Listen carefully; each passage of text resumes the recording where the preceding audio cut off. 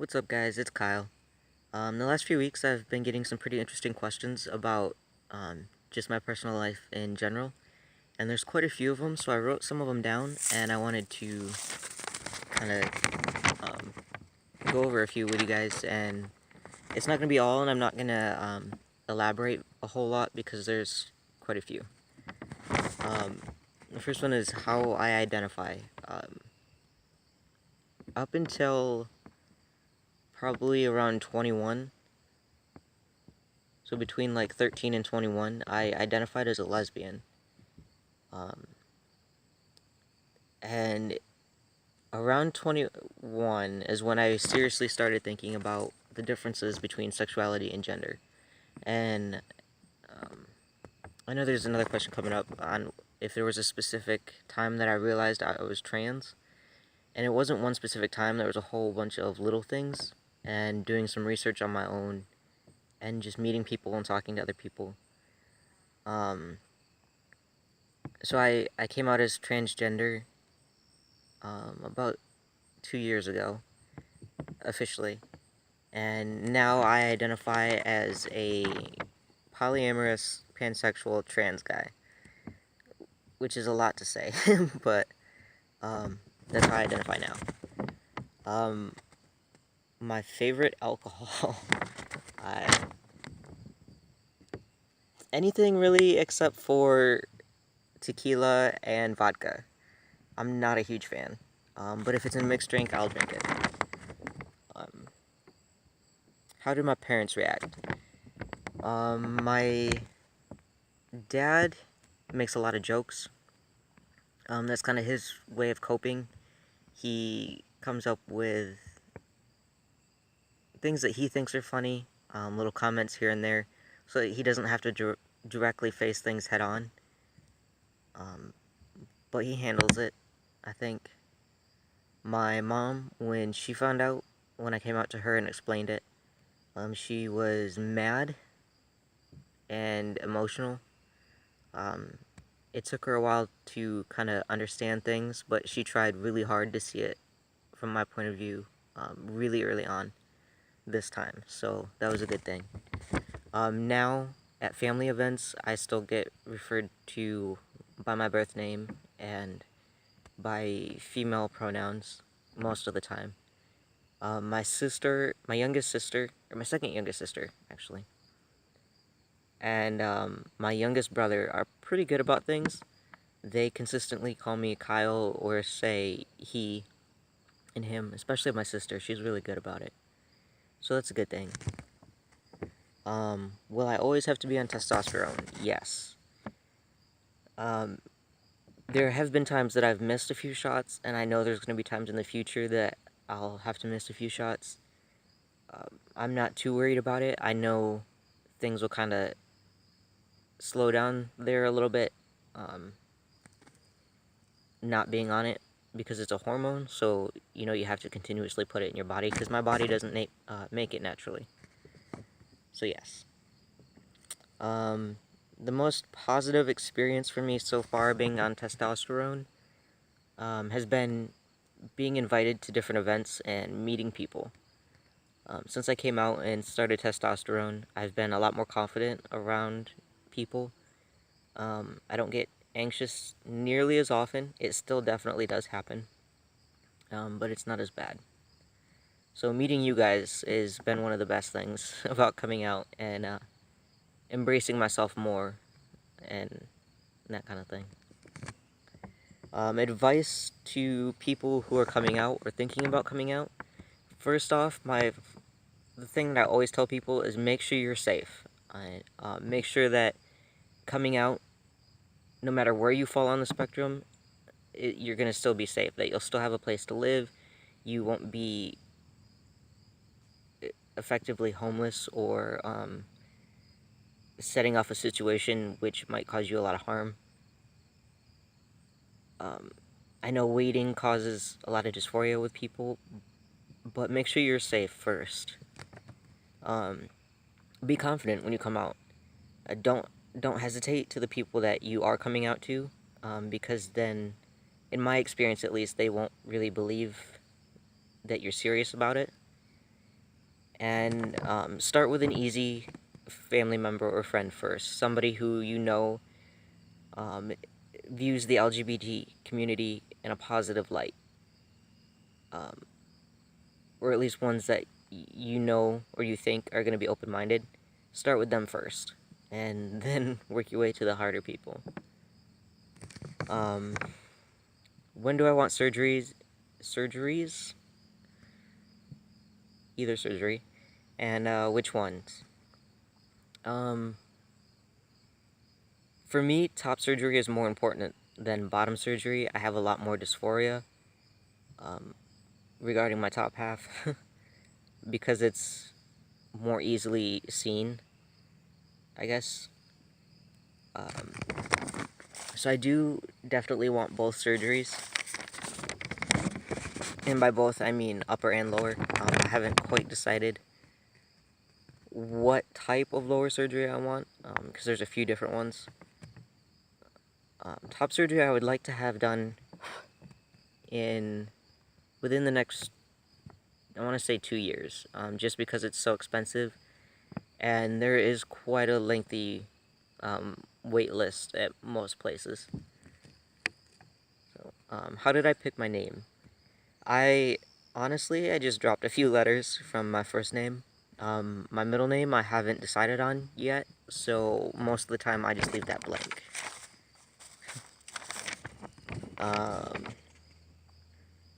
When did I start noticing changes, and what were they?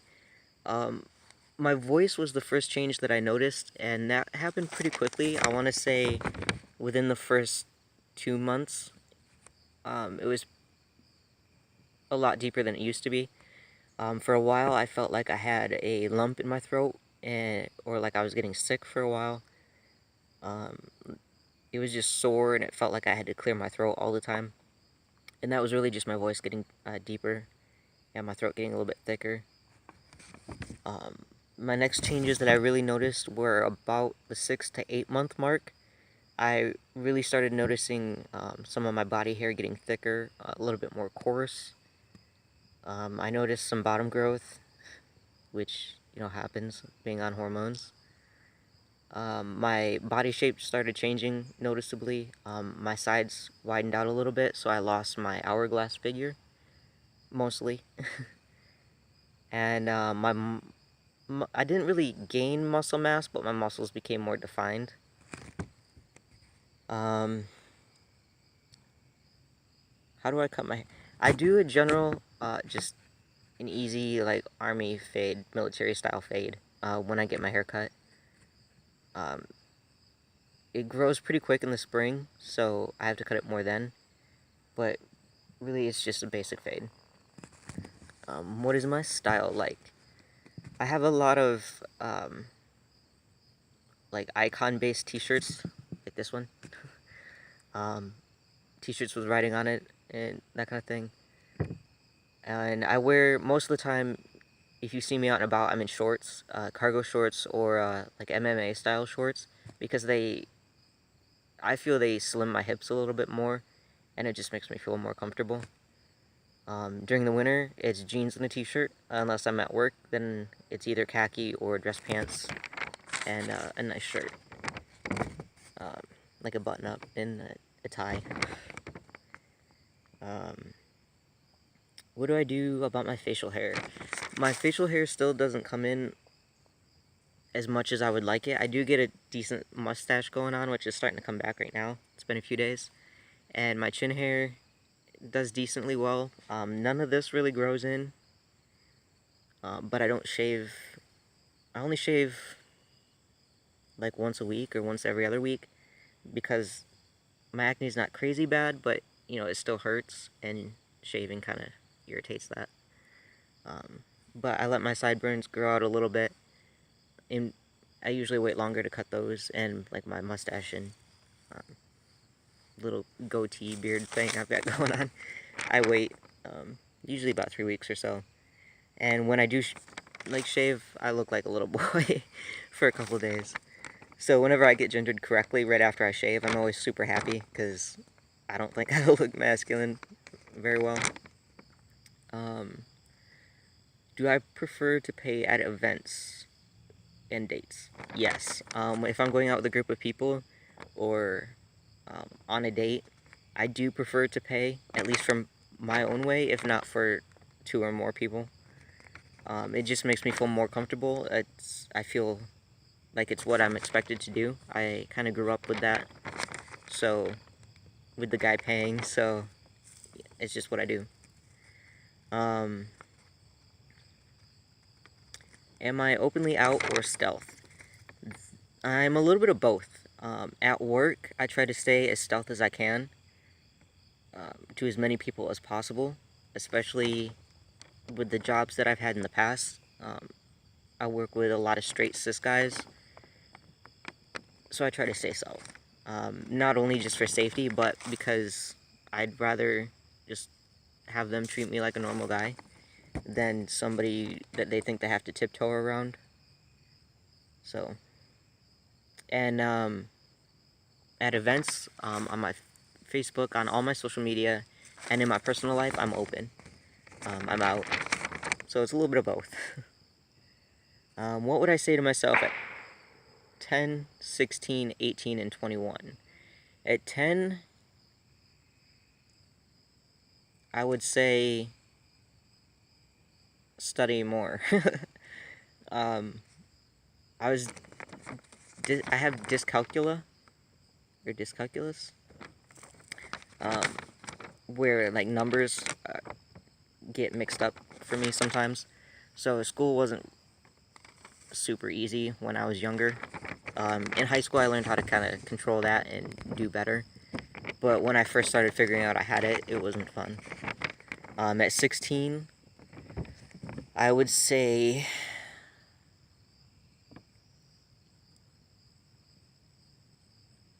love your friends.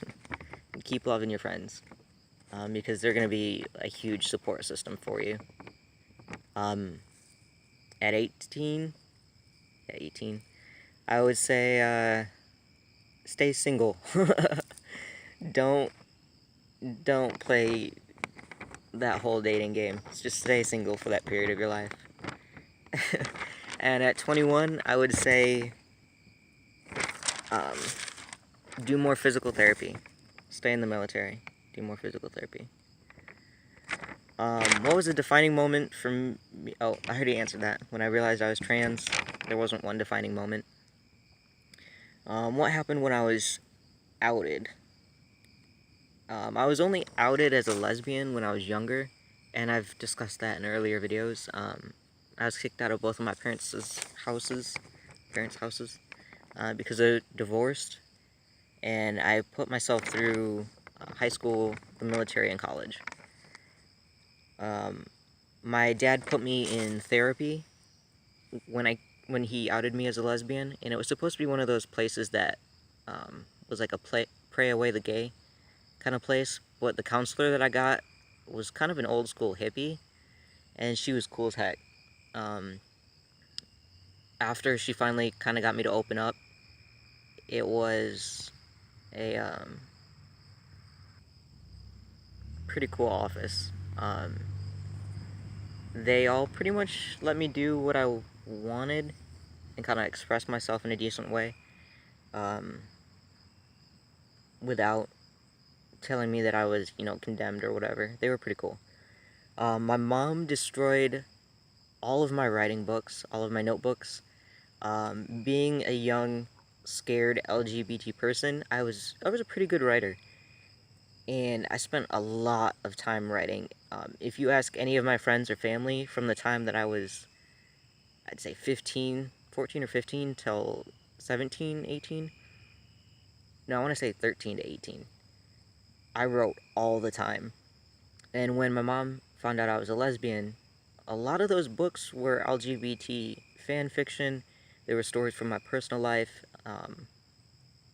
other things. She destroyed all of them. I was so devastated. That was one of the first times that I can ever remember, like, my heart being ripped out of my chest. That was rough, because I spent so much time on that and put so much emotion and stuff into that. Getting that wasn't fun. Dating. Do I tell people, and when do I tell them I'm trans? I do. When I do end up going out with people, I do tell them ahead of time. Usually within the first few messages, if I can tell it's going that way. Because I don't want it to be a surprise for people. Not because it's a safety issue for me, which it could end up being, but just because I don't really want to waste my time. If I get there and we have a good time or whatever, even if we don't have a good time, and they find out I'm trans later, and, you know, they could harass me about it, they could just be completely uninterested. So I just take the whole guesswork game out of it, and I just tell them ahead of time. So far, I haven't really had any issues. The few people that I have gone on dates with who did know, of course I told, we're pretty cool about it. It wasn't a huge deal to them. There were a few questions here and there, but it went over pretty well. And then there's a few sexual questions, but I have a different idea for those. And I'll get with you guys on that later. As always, you can reach out to me here on Facebook or YouTube. Definitely hit the subscribe and like button. Check out my other stuff. The Transgender Day of Remembrance is coming up in a couple weeks, and the Lobby Day here in Lansing is coming up soon. So I'm going to be doing those things and doing possibly a clothing drive or food drive, maybe something similar, supplies and stuff for the LGBT community and the trans people specifically. Yeah. I will hit you guys back with that information some other time. And if you have any other questions or whatnot, need resources or information, just let me know. And I will get back to you as soon as I can. Alright, you guys have a good day. I know this was crazy long, but there was a lot of questions. So, hopefully it wasn't too long. Alright, thanks guys.